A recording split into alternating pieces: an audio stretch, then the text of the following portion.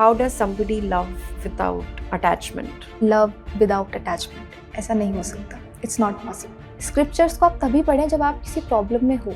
सबसे ज़्यादा काम तभी करते हैं, लाइक मेडिसिन.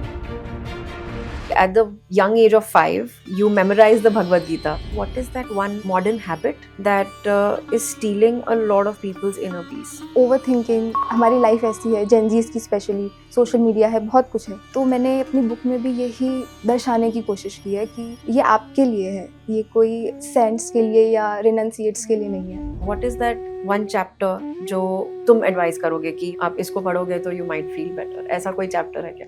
मात्रा स्पर्शास्तु कौन्ते शीतोष्ण सुख दुःखदाः आगम आपाइनो नित्यास्तांस तितिक्षस्व Bharat. Hi everyone and welcome back. We live in a world with endless information, endless opinions and endless distractions.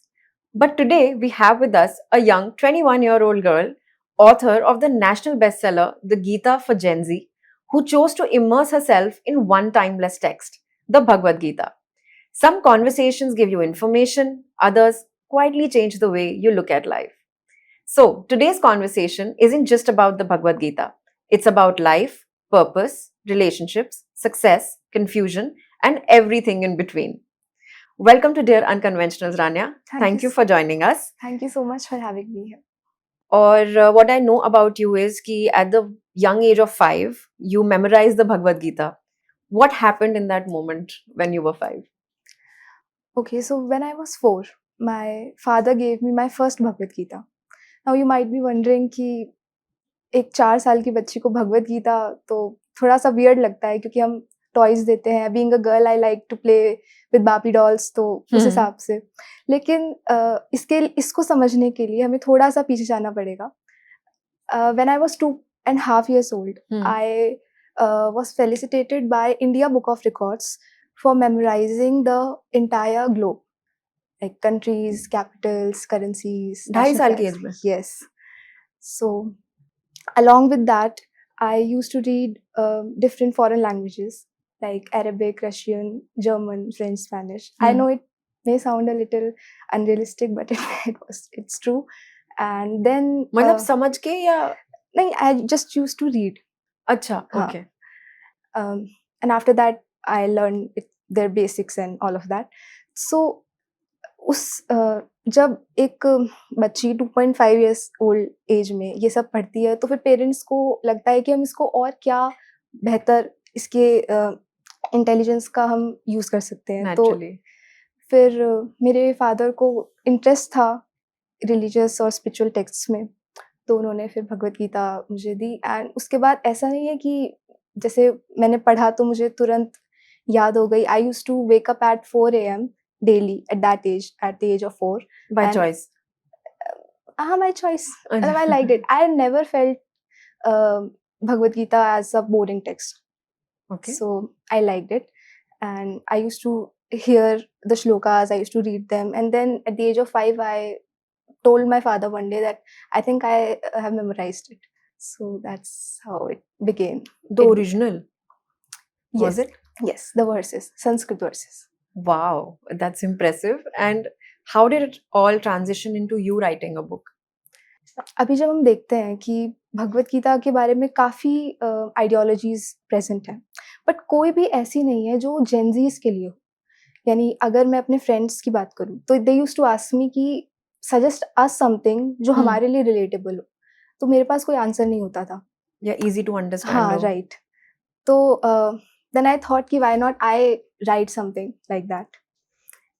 That's how I began writing. And एक और मिसकंसेप्शन था भगवद गीता को लेके जो मुझे बहुत पिंच करता था कि it's a religious text, but it's not.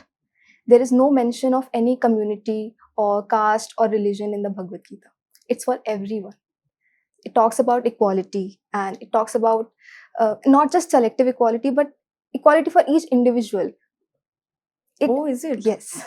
अच्छा, लोगों को काफी लगता है कि आई थिंक बहुत कॉमनली कि इट्स अ रिलीजियस टेक्स्ट, तो अगर आप हिंदू हैं तो फिर आप भगवद गीता पढ़िए क्योंकि आप हिंदू हैं, दैट्स व्हाई. जबकि anybody can read it, which means अपने किसी भी टॉपिक को या उसको तुम स्ट्रक्चर कैसे देते हो? Like how do you give it structure? जैसे एक होता है कि आपने पॉइंटर्स लिखे, I am just talking about your skill for writing, where आपने पॉइंटर्स लिख दिए।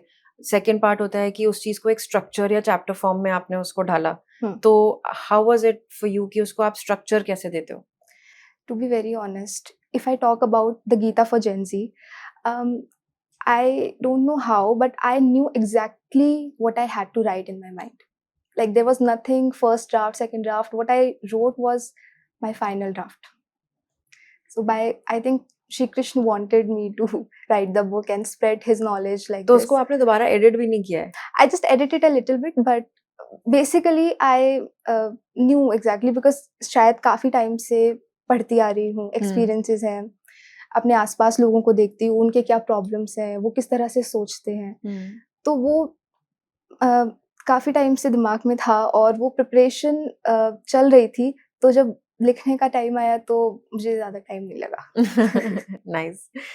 आपका इसके थ्रू एक कुछ लार्जर एम भी होगा। एक तो है कि जब आपके जो फ्रेंड्स थे that was the starting point कि उनको एक सिंप्लीफाइड वर्जन मिल जाए, people of your age, right? पर इन इनहेरेंटली मतलब कुछ एक ऐसा लॉन्गर एम या फिर कोई लार्जर एम भी है इसके लिए कि अच्छा आगे जाके ये बुक ऐसी दिखे या अ, ऐसे लोगों तक भी पहुंचे? एम यही है कि जो भगवत गीता को समझना चाहते हैं, नॉट जस्ट जेंसीज बट एवरीवन, तो उनको एक नया पर्सपेक्टिव मिले जो उनसे रिलेट करता हो, जो प्रीची ना हो, जो उनको लेक्चर ना दे, जो उनको समझे। तो मैंने अपनी बुक में भी यही दर्शाने की कोशिश की है कि ये आपके लिए है, ये कोई सेंट्स के लिए या रिनंसिएट्स के लिए नहीं है, उनके लिए भी है, उनके लिए भी गीता जी में श्लोक हैं, लेकिन हमारे लिए भी हैं जो हम नॉर्मल लाइफ जीते हैं। तो मेरा यही पर्पस था कि अगर कोई स्क्रिप्चर हमारी डेली लाइफ में हमारी डेली लाइफ को बेटर नहीं कर सकता तो फिर उसका कोई यूज नहीं है। और ट्रू, भगवत गीता से बेटर स्क्रिप्चर हो ही नहीं सकता जो हमारी डेली लाइफ में सबसे ज्यादा काम आ सके। और भगवद गीता क्योंकि आपने पढ़ी है तो do you think it provides actually the real life practical solutions two things? Definitely, like मेरी ही लाइफ में कई बार हाँ, ऐसा मैं एक एग्जांपल आपके थ्रू जानना चाहूंगी हाँ, जरूर। तो कई बार लाइफ में ऐसा होता है कि आप कोई ओवरथिंकिंग हो जाती है क्योंकि हमारी लाइफ ऐसी है, जेन ज़ीज़ की स्पेशली, सोशल मीडिया है, बहुत कुछ है। तो कई बार काफ़ी ऐसी सिचुएशंस आती हैं जहाँ पे आपको समझ नहीं आता कि क्या करें, दिमाग बिल्कुल स्टक हो जाता है ओवरथिंकिंग में। तो जब ऐसी सिचुएशन में हम अर्जुन को देखते हैं कि अर्जुन भी इस ओवरथिंकिंग के लूप में फंसे थे। वो before the battle of Mahabharata ही वाज आस्किंग कृष्ण कि मुझे नहीं लड़ना है क्योंकि आई फील कंफ्यूज्ड कि ये तो मेरी ही फैमिली मेरे सामने है, मैं इनको कैसे मारूंगा अपने ही हाथों से। तो वो उस लूप में, उस स्पाइरल में फंस जाते हैं कि अगर मैं मारूंगा उसके बाद हमारा परिवार नष्ट हो जाएगा, हमारी जो विमेन है वो करप्ट हो जाएंगी। ये उनके वर्ड्स हैं भगवत गीता में।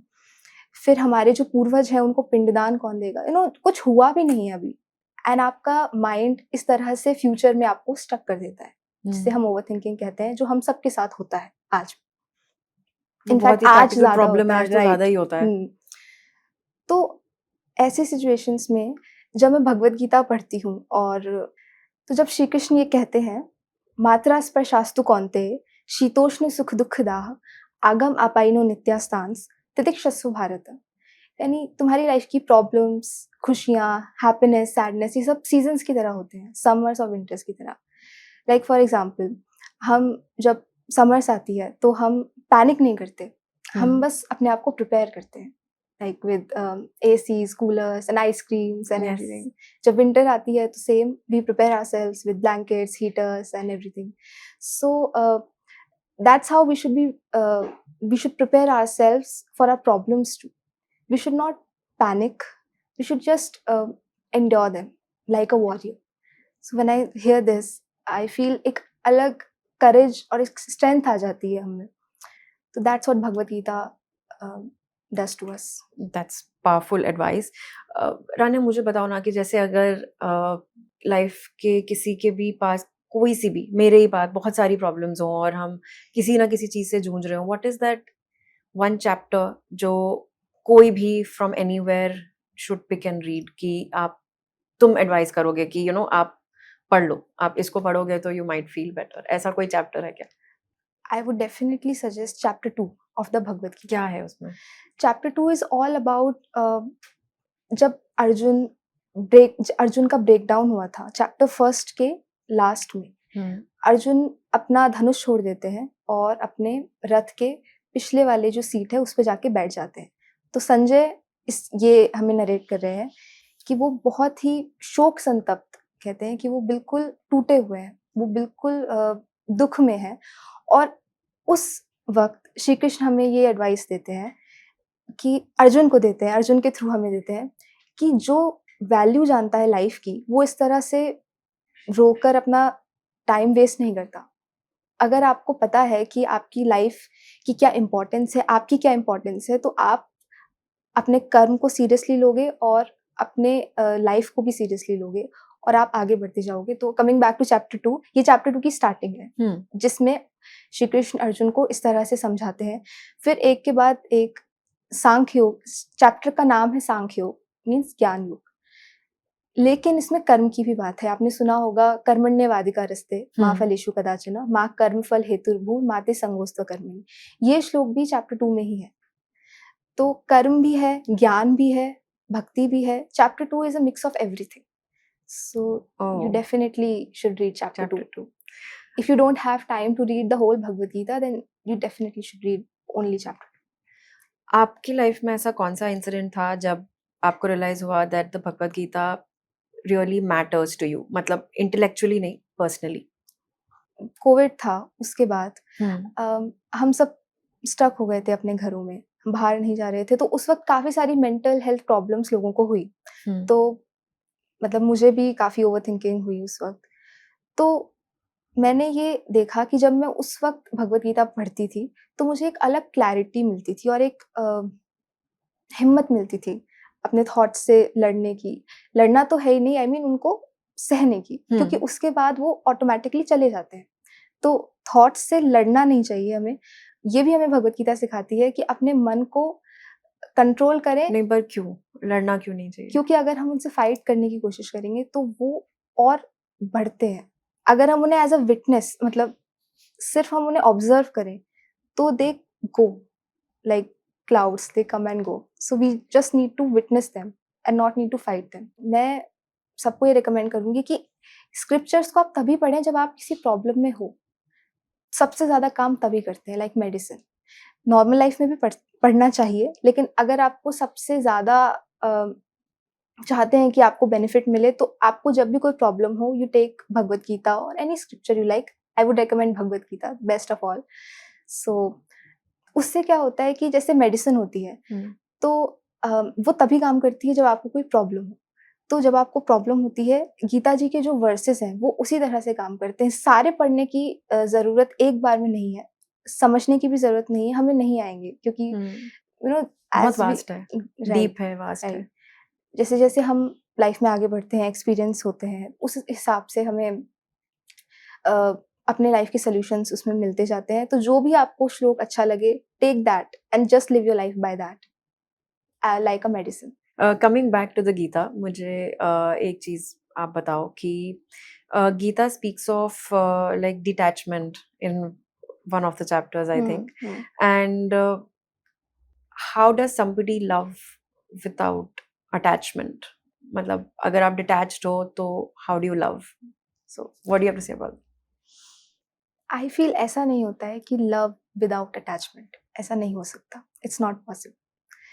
फॉर एग्जाम्पल, जब अगर हम राधा कृष्ण की बात करें, तो जब कृष्ण राधा को छोड़कर मथुरा की ओर जा रहे थे, तो Radha was crying and she was completely broke down. तो वो अटैच थी कृष्ण से।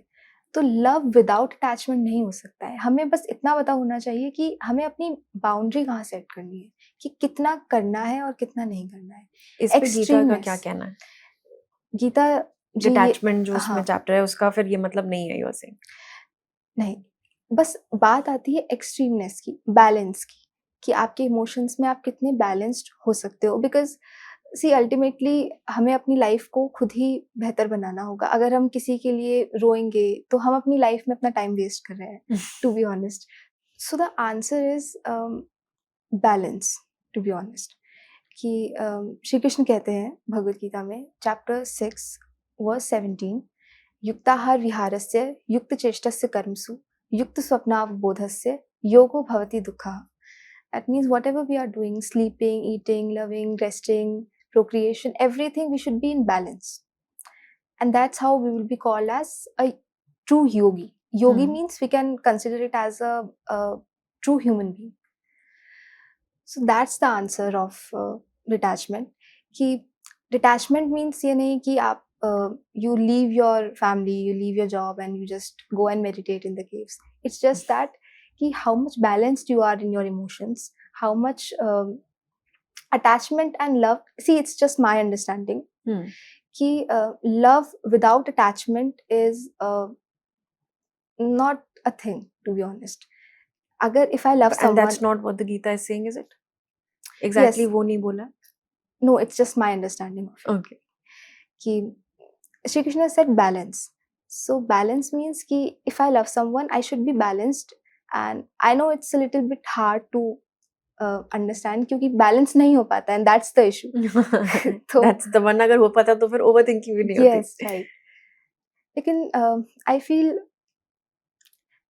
जिस तरह से हम अपने इमोशंस को कंट्रोल जितना हम अपने इमोशंस को कंट्रोल करने की कोशिश करते हैं वो उतने ही ज़्यादा बढ़ते हैं. तो इट्स बेटर कि हम अटैचमेंट रखें, बट उतना नहीं. एक बात हमें हमेशा हमारे दिमाग में होनी चाहिए, बैक ऑफ द माइंड होनी चाहिए कि everything will end one day. So अगर ये हमारे दिमाग में होगा तो हम ज़्यादा अटैच नहीं होंगे, और we will love but we will not be drowned in that.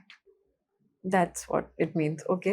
Tell me, ki, what is that one you feel modern habit today that is stealing a lot of people's inner peace in today's day and age? I think unawareness. We are doing everything, but in our minds, we are somewhere just still, like a zombie, to be honest. We are just doing and scrolling and living our lives. But हमें कहीं ना कहीं वो understanding नहीं है कि हम हैं कौन, what is our purpose of life. तो उससे हम बहुत ज़्यादा मुझे लगता है कि डिस्ट्रैक्टेड भी हैं और इनर पीस से दूर हैं, क्योंकि जब हम खुद को ही नहीं जानेंगे तो पीस कहाँ से आएगा. तो पीस के लिए सबसे इम्पोर्टेंट है खुद को जानना. एंड ये कोई मैं फिलोसॉफिकल साउंड या प्रीची साउंड करने के लिए नहीं कह रही. खुद को जानना मतलब सेल्फ लव हम कहते हैं आज के जनरेशन में. तो इट्स जस्ट दैट कि आप खुद को जानो. आप खुद को जानोगे तभी आप खुद से प्यार कर पाओगे, सेल्फ लव कर पाओगे. That's true. तो दैट्स इम्पोर्टेंट. आपके लिए इनर पीस का क्या मतलब है? जैसा कि मैंने I answer it somewhere else as well कि for me inner peace is talking to Krishna. Whenever I feel like I'm having a bad day or something that's not working for me, so I just talk to him as my best friend. And I don't see him as a god. I just see him as someone whom I can trust and whom I can tell everything. So that's how I perceive him. And that's what I wanted to tell other people as well. And I tried to reflect that in my book. कि श्री कृष्ण को अपने से अलग मत समझो, क्योंकि क्या होता है जब हम एक भगवान और भक्त का कनेक्शन बना लेते हैं तो वो कहीं ना कहीं हमसे दूर हो जाते हैं. हम वो क्लोज नहीं रह पाते जैसे हम अपने दोस्तों के साथ रहते हैं, अपने फैमिली के साथ रहते हैं. तो उनसे वो कनेक्ट बहुत जरूरी है. किसी को भी आप माने, जो भी आपके ऑलमाइटी हैं, जिस भी पावर में आप बिलीव करते हैं, नॉट जस्ट कृष्ण, क्योंकि ultimately everything is one. I believe in that energy. Yes. For a moment, Rania, let's compare the generations. आपके अगर आपने इतने टाइम में ऑब्जर्व किया हो तो for whatever time, आपके ग्रैंड पेरेंट्स हो गए, लोगों के पेरेंट्स आते हैं, then there are the millennials and now Gen Z. वहीं तक we'll take up your is fairly new.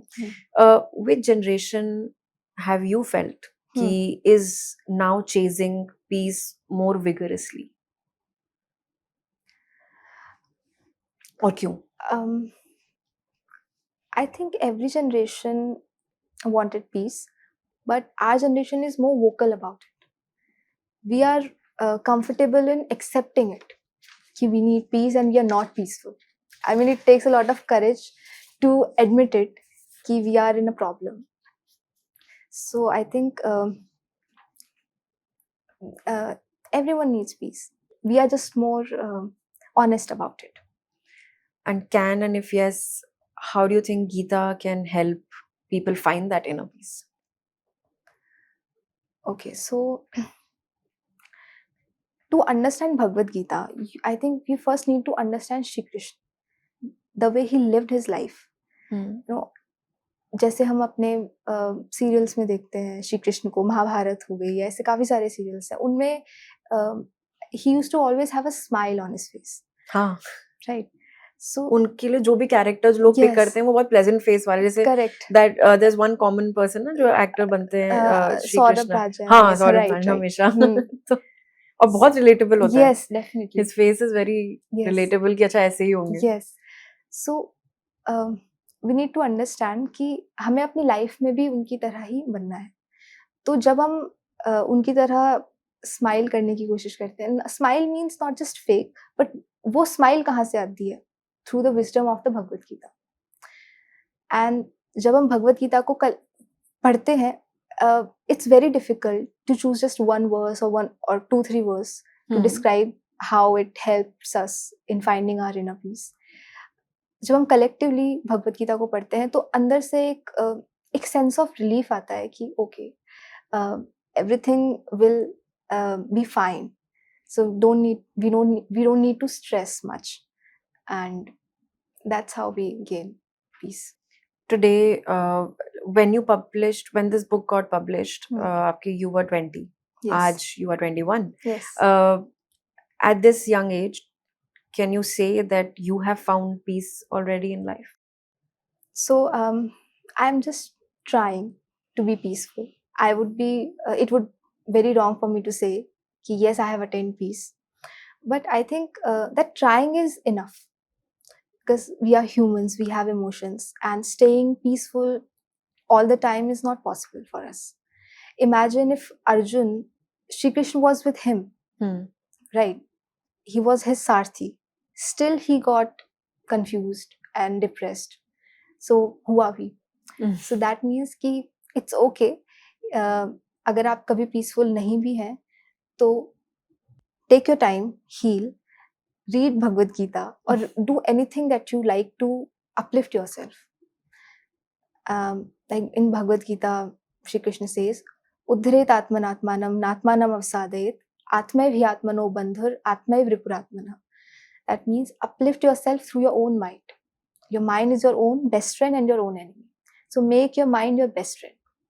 Whatever means you have, whatever you want to do, you want to hear a song, or you want to do journaling or meditation or chanting or anything you like, do that and make yourself up and make yourself ready to face the battles of your life. And that's in your hands. No one else can do that for you. After spending so much of time with the Hmm. Bhagavad Gita, tell me, Rania, what has become your definition of success today?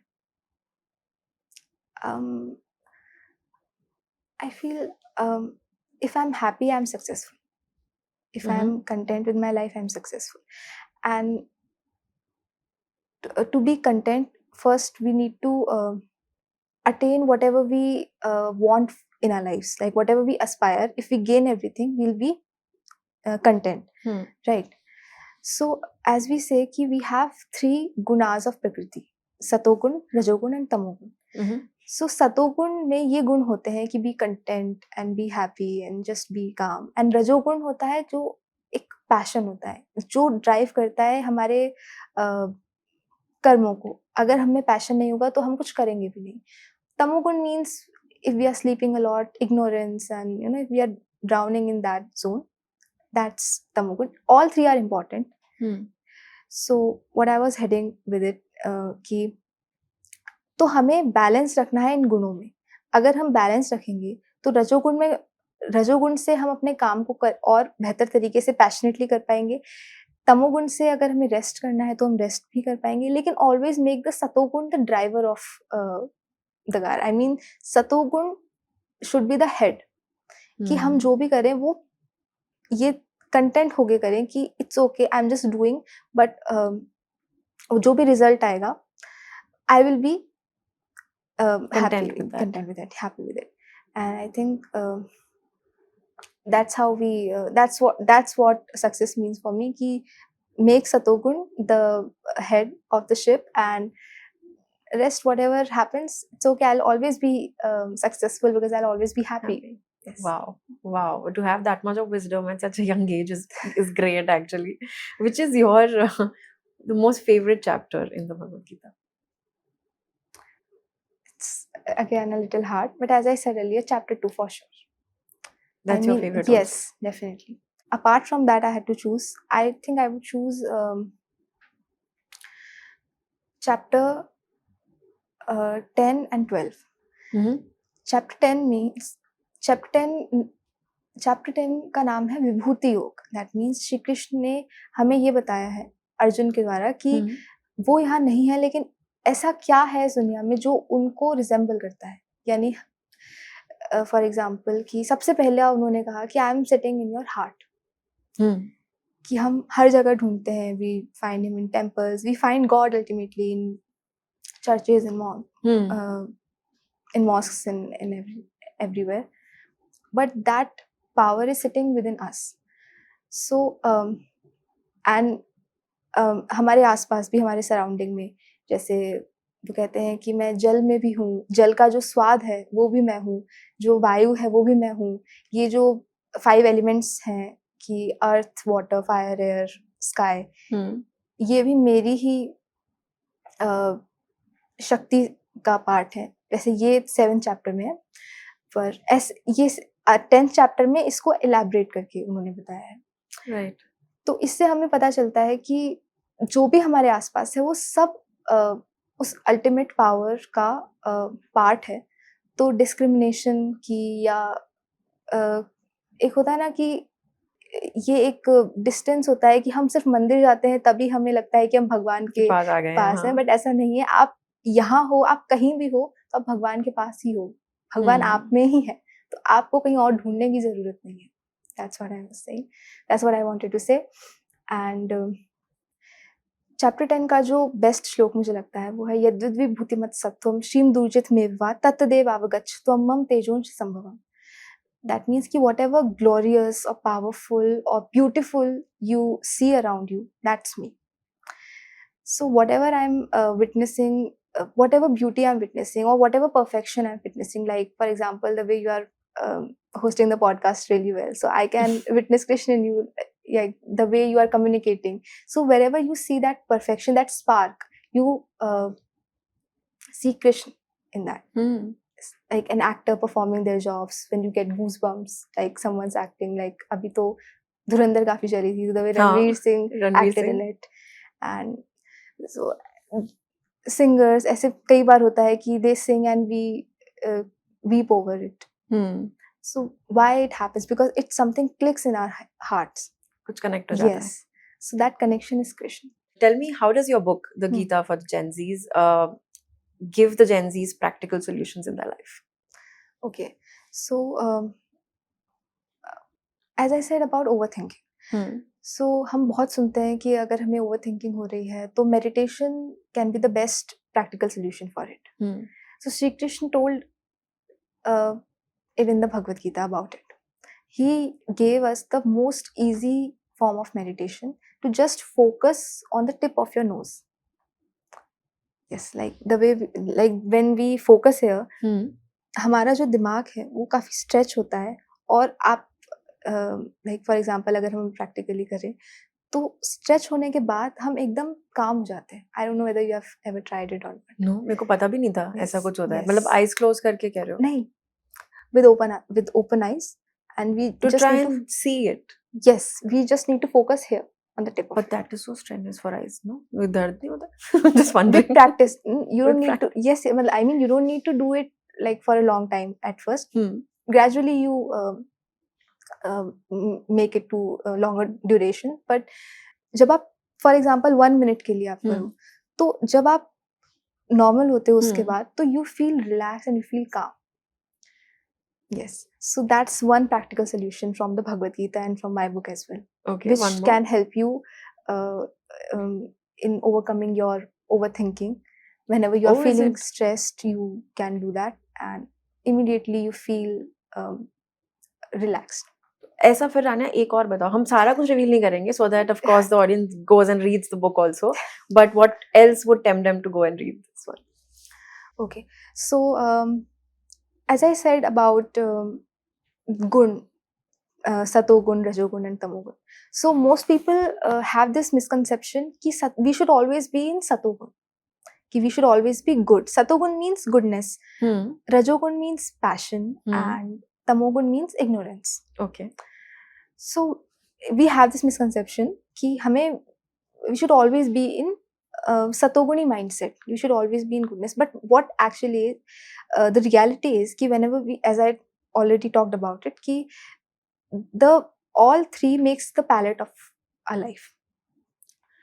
तो हमें उसको किस तरह से हम observe कर सकते हैं जब you must I mean you know about it कि जब हम कई बार प्रोक्रेस्टिनेट करते हैं, बहुत लेजी होते हैं, दैट मीन्स हमें समझ आना चाहिए कि अब हम पे तमोगुण हावी हो रहा है.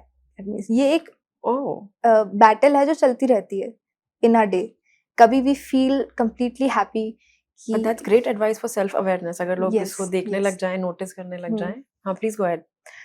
कई बार ऐसा होता है कि हम इन अ डे ओनली कि सुबह अगर हम जल्दी उठे फॉर एग्जांपल, तो हमें सब अच्छा करने का मन करेगा. यानी सुबह उठ के हम कुछ अनहेल्दी नहीं खाएंगे. हमारा ऑटोमेटिकली दिमाग इस तरह से वर्क करता है कि हम अब उठ गए हैं तो मेडिटेशन कर लें या वॉक पे चले जाएं, कुछ ऐसा कर लें. तो दैट मीन्स हमारा सतोगुण एक्टिव है जो हमें सही गाइड कर रहा है. फिर उसके बाद जब हम अपना काम करने लगते हैं तो हमें रजोगुण ही बनना पड़ता है. यानी automatically it happens. We are not doing anything, it's just the process how the life and we work. तो उस वक्त हम पैशनेट हो जाते हैं जब हम रजोगुण में होते हैं. We just think of our actions and results and सब कुछ हम अभी कर लें, और वो एक ड्राइव होती है वो हम रजोगुण से हमें मिलती है. एंड तमोगुण से when we feel lazy, we feel कि अब हमें रेस्ट करना चाहिए, तो हमारा तमोगुण एक्टिव होता है. तो जब हमें ये अवेयरनेस होगी इन गुणों की, तो जब भी हम प्रोक्रेस्टिनेट करेंगे या लेजी होंगे तो हम इमिडिएटली अपने आप को अवेयर कर सकते हैं कि ओके नाउ हमें एंड ये एडवाइस श्री कृष्ण कहते हैं कि इन तीनों गुणों से ऊपर उठो. ऊपर उठना मीन्स इन तीनों गुणों के मास्टर बनो. और मास्टर मीन्स कि ये जो आपकी जो फ्लक्चुएशंस हो रहे हैं इनसे आप बिल्कुल भी घबराओ मत. बिल्कुल भी एक होता है कि हमारे मन ने कुछ कह दिया तो हम वहीं चलने लगते हैं. आपने एक डिटैचमेंट का एक और मुझे इसी से एक एग्जाम्पल आया कि for example if I am craving a cake today, ठीक है, अब वो मैंने ऑर्डर कर दिया, सब कुछ हो गया, तो अब बहुत ज़्यादा एक इच्छा है कि मुझे खाना ही है. होता है ना कि जल्दी से आ जाए तो एक क्रेविंग होती है. पर अब क्या हुआ कि कुछ एंड मोमेंट पे कुछ प्रॉब्लम हुई और वो ऑर्डर कैंसिल हो गया और वो हो भी नहीं सकता, और रात का टाइम. तो अब हम क्या करते हैं मोस्टली, वी गेट फ्रस्ट्रेटेड. क्यों ऐसा हुआ, मुझे खाना ही था, ऐसा कैसे हो सकता है ना. We feel little bit angry and disappointed. Yes. तो ये हमारे साथ होता है. अब डिटैचमेंट क्या है कि ठीक है, आपको क्रेविंग हुई, आपने ऑर्डर किया, लेकिन अगर वो नहीं आ पाया तो आप फ्रस्ट्रेट नहीं होगे. यू विल फील कि ठीक है, कोई नहीं, हम कल खा लेंगे. तो ये जो स्टिलनेस है, ये जो एक पीसफुलनेस है, ये होता है डिटैचमेंट. डिटैचमेंट का मतलब ये नहीं है कि आपकी डिजायर्स नहीं होनी चाहिए. डिजायर्स होनी चाहिए, पर कितनी होनी चाहिए वो आपके कंट्रोल में होना चाहिए. आपको आपके डिजायर्स को कंट्रोल करना आना चाहिए, ना कि आपकी डिजायर्स आपको कंट्रोल करें. That's what you said. So coming back to गुण, what I was saying. तो जब भी आपको प्रोक्रेस्टिनेशन हो तो आपको ये रियलाइज करना है कि ऐसा क्या है कि हमें तमोगुण एक्टिव हुआ है. तमोगुण एक्टिव होने के कई रीजंस हो सकते हैं. हमारा जो फूड है वो एक मेन रीजन होता है. तो ज़्यादा स्पाइसी फूड खाने से, ज़्यादा अ, अ, चटपटा एंड पंजेंट फूड खाने से। So whenever we so we should always know कि जब भी हम प्रोक्रेस्टिनेट कर रहे हैं तो उसका रीज़न है कि हमारा तमोगुण एक्टिव है। तो हमें अवेयर रहना पड़ेगा कि हमने क्या ऐसा फूड कंज़्यूम किया है जिससे हमें नींद आ रही है, और ये बहुत नॉर्मल बात है टू बी हाँ, ऑनेस्ट। आए ये दिन होता कोई है। हाँ, ये बहुत ही नॉर्मल है कि जब हम ज़्यादा स्पाइसी खाते हैं या ज़्यादा हेवी खाते हैं तो वी फील स्लीपी। तो उससे जो हमारी लेज़ीनेस है वो बढ़ती है। तो इन हुँ, फ्यूचर हमें ध्यान रखना चाहिए कि जब भी हमें कोई ऐसा काम करना है जो बहुत इम्पोर्टेंट है, जो हमें प्रोक्रेस्टिनेट या करने से हमें अ, नुकसान होगा कि हुँ, हम लेट हो जाएँगे, डिले हो जाएगी हमारी टाइमलाइन, तो उस वक़्त हमें ऐसा कोई फूड कंज़्यूम नहीं करना चाहिए। और सेकंडली, हमें 100% परफेक्शन की तरफ नहीं बढ़ना चाहिए। अगर हमें आज फॉर एग्ज़ाम्पल 100% वर्क करना है और हमें नहीं कर पा रहे हैं, तो just do 10% of it in a day, that's it, and leave it. जब आप एक बार स्टार्ट करते हो ना, तो आप ऑटोमैटिकली उसमें चलते चले जाते हो। ग्रूव यू में आ जस्ट नीड जाते टू हो, हाँ, start. True. So that is one practical solution of procrastination, which is या a real problem in our world. And it's in your book also Yes, the solution. yes. Great. हम और नहीं उसमें जाएँगे क्योंकि फिर ऐसे तो हम सारा ही बता देंगे तो लोग इसके लिए। सो टेल मी जब आपने भगवद गीता पढ़ी और आपने आई थिंक मल्टीपल टाइम्स पढ़ी होगी नेचुरली, Right. हाँ. Is there any verse in the Bhagavad Gita that you understood in one way when you were 16 and now when you're 21 you understand the same verse differently? Interpretation आपके as के साथ बदल गया हो?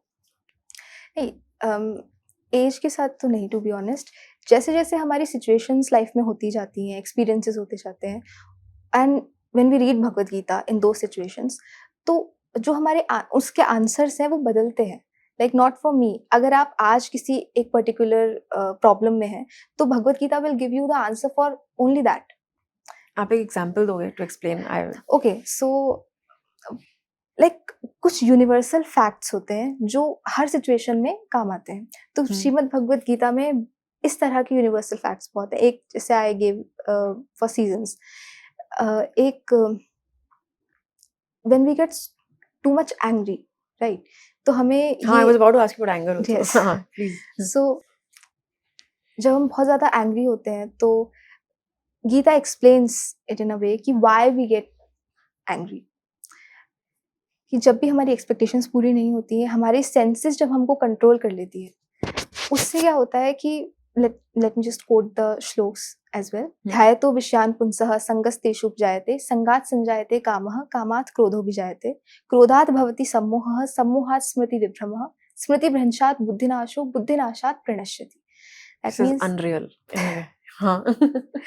कि इन हिंदी इंद्रिय विषयों का चिंतन करते हुए हमारी उनमें आसक्ति हो जाती है। दैट मीन्स जब सेंसेस हमें कंट्रोल कर लेती हैं, जब हम कंटिन्यूअसली सोचते रहते हैं प्लेजर्स के बारे में, तो हम उससे अटैच हो जाते हैं, और वो अटैचमेंट एक्सपेक्टेशंस को जन्म देती है, और एक्सपेक्टेशन जब हमारी पूरी नहीं होती, तब हमें गुस्सा आता है। Naturally. And that's the reason. और गुस्से से वी फॉल इन ट्रैप कि फिर सब खराब हो जाता है। गुस्सा कभी किसी को बेनिफिट नहीं देता। बेनिफिट तो राइट। देता नहीं। क्या तो रान्या को गुस्सा आता है और does she just know how to manage her anger better than most people? नहीं, बिल्कुल आता है, और मुझे लगता है सही वक़्त पे आना भी चाहिए। श्री कृष्ण को भी कई बार महाभारत में जब हम देखते हैं तो वो गुस्सा हमें दिखता है कि वो गुस्से में है, बट एक्चुअली वो उस मोमेंट पे वो उनका एक्शन करना ज़रूरी होता है। लाइक एक जैसे हमने अभी सौरभ राजन की बात करी, तो उनकी एक बहुत वायरल क्लिप है कि जब उन्होंने प्रतिज्ञा ली थी कि वो शस्त्र नहीं उठाएँगे महाभारत में। लेकिन जब भीष्म पितामह उनके सामने थे और अर्जुन मारने से उनको घबरा रहे थे, तो वो उठे कि अब मैं आपको मार सकता हूँ। तो फिर उसमें उनका वो एंगर दिखता है, पर वो एंगर हमें दिख रहा है। उनको पता है कि ये एंगर अभी ज़रूरी है, अगर ये नहीं हुआ तो it would be devastated for the world. Yes. So कई बार एंगर भी ज़रूरी होता है, बट इंटेंशन आपका अच्छा होना चाहिए। और एंगर को एक्सप्रेस करने के कई तरीके हो सकते हैं। एक तो अगर हमें कई बार हमारे फ्रेंड्स हैं या हमारे लव्ड वन्स हैं, फैमिली, उन पे भी कई बार गुस्सा आ जाता है। तो उसमें ध्यान रखना चाहिए कि कुछ ऐसा ना बोलें जिससे सामने वाले को हर्ट हो। क्योंकि टाइम चला जाता है, गुस्सा चला जाता है, पर वर्ड्स वापस नहीं आते। जो हम कह देते हैं एक बार, वो सामने वाले के दिल पे कहीं न कहीं हमेशा के लिए स्टक हो जाता है। तो हम कितना भी कोशिश करें उसको निकालने की, वो नहीं होता। तो मुझे लगता है कि हमें ट्राई करना चाहिए कि अपने एंगर में हम चुप रहें। ये मैंने अपनी बुक में भी लिखा है क्या कि आपने उसको ऑलवेज़ मैनेज करने के लिए कुछ सीखा है मतलब यस, कि कैसे? पहले तो मुझे गुस्सा बहुत कम आता है, नहीं आता।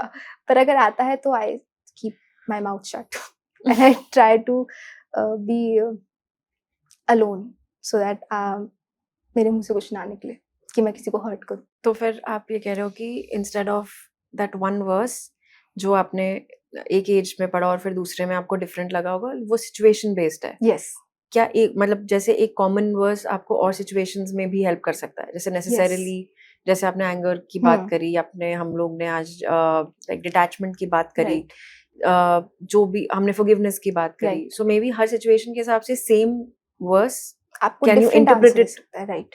according to your yes, situation yes, also? Yes, definitely. Okay, and that's what you've also been and doing. That's why Gita is known as the problem solver because ये आपको फोर्स नहीं करती है एक दिशा में। It actually helps you whenever you need it the most and it gives you your own answers in your own way. तो एक गाइडेंस है एक तरह से, है ना? अगर राइट, आपके पास है तो, and you understand it. Yes. So what is your future plans after you finish college? Um, Is there any other अभी book in the pipeline you can yes, also? yes, I'm writing For alphas, another is book. it? No? For Gen Zs for now. Again. Yes. It's like I can't disclose it, but it's ancient wisdom. Ancient wisdom. Yes. So we'll be looking forward to it, of Yes, course, yes. after this one. Yes. And with that, Hmm. tell me, Rania, we are going to jump into a fun segment, a little bit of a fun segment with you. We'll jump into the rapid fire with you now. So, 3 questions and Hmm. 3 pointers for each you have to give me. You don't get much time to think over here. Hmm. Okay? Okay. So, tell me 3 reasons, quick reasons why everybody should read the Gita for Gen Z. Okay. To be more peaceful, to gain more clarity in their lives, and I think to be a better human being. Okay, great. And 3 verses or teachings from the Gita that can change people's everyday life and why? So one would be, can I say the entire verse or Yeah, just your wish. अब जैसे भी आपको explain करना है. okay? So first verse would be सुख दुखे समे कृत्वा लाभा लाभौ जया जयो ततो युद्धाय युज्यस्व नैवं पापम वाप्स्यसि। यानी no matter what happens in your life, no matter what comes in your way, sukh, dukh, hani, labh, gain, loss, pride, humiliation, you just continue doing your work. And that's all you should be concerned about, not about the reactions of other people. Okay. One would be this. And other one would be श्रेयान् स्वधर्मो विगुणः परधर्मात् सुनिश्चितात् स्वभावनियतं कर्म कुर्वन् नाप्नोति किल्बिषम्. That means I think it's especially for the youngsters who are struggling to get the right path for themselves, like to choose the right career. So Krishna says ki like the definition of perfection is not same for everyone. You should choose your own path and you should not try to copy anyone else. It's better to do your own job than imperfectly. It's better to be you imperfectly than to imitate somebody else perfectly. Great. So whatever you like, you just do that. No matter how much societal pressure you have, how much parental pressure you have, ultimately it's your life. You can take guidance, you can take suggestions, but you have to live with it. I just put it in my book ki it's like choosing your life partner is exactly like choosing your career is exactly like choosing your life partner. You have to live with it ultimately. Society is not going to face your pressures, your struggles, Or deal with the or deal with the consequences. consequences, right? And third? Third would be uddhret atmanatmanam, natmanam avsadayet, atmaiv atmano bandhur, atmaiv ripuratmanah, as I told earlier. I think it is the solution for every problem. Like whenever we stuck in a problem, when we remind this shlok, we get more courage. Ki uplift yourself through your own mind. I am my own best friend. So only I can guide myself, I can heal myself. No one else can do that for me. Sure. So that instantly gives you that strength to fight any of the battle. Nice. And finally, 3 conversations that you think people should definitely have with themselves, but they keep avoiding. Am I really happy or am I just pretending to be? do I know the purpose of my life, or am I just living it through others' lens? Am I peaceful or Am not? I- Great. That's been quite rapid considering. Okay. So I had a lot to learn from this conversation with you for sure. And I'd like you to leave my audience with something. Hmm. Before we let you go, my final question to you is that supposing somebody is watching this conversation at 2 a.m. at night, okay, they're confused, they're exhausted, they don't know where their life is going, they feel stuck, whatever phase of life they are in, okay, what do you think that you want them to take away from this conversation before they close it? Okay, I just want them to understand that everything will be fine at the end. No need to worry, no need to stress. Just do your work, and whatever problems you have, whatever stress you have, leave everything to Krishna or any power that you believe in.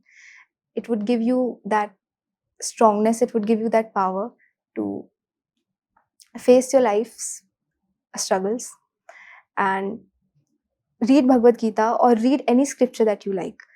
Shri Krishna says, Yavanarth udpane sarvatah samplutodke tavan sarveshu vedeshu brahmanasya vijanatah. कि जो scriptures का essence है, अगर वो कोई समझ लेता है, तो उसे स्क्रिप्चर्स सारे पढ़ने की कोई ज़रूरत नहीं है. तो दैट मीन्स स्क्रिप्चर्स का एसेंस है to be happy, to make your surrounding happy, to be a good human being. Don't stress and stay connected to the mystery in whatever Almighty or whatever we say, in any form that you like. And Great. that's it. That's powerful advice. Thank you, Rania. And thank you so much for coming all the way and shooting this podcast with us. It was a pleasure. It was a delight to talk to you. And we wish you a lot of success in the future. And we'll definitely be looking forward to your next book as well. But for now, guys, please read the Gita for Gen Zs that she has written. It's a great book. And we'll leave the link in the description below, and you can click on it and get your copy now. And I hope you guys enjoyed this conversation. And thank you so much for watching. Like, share, subscribe. Take care. See you guys.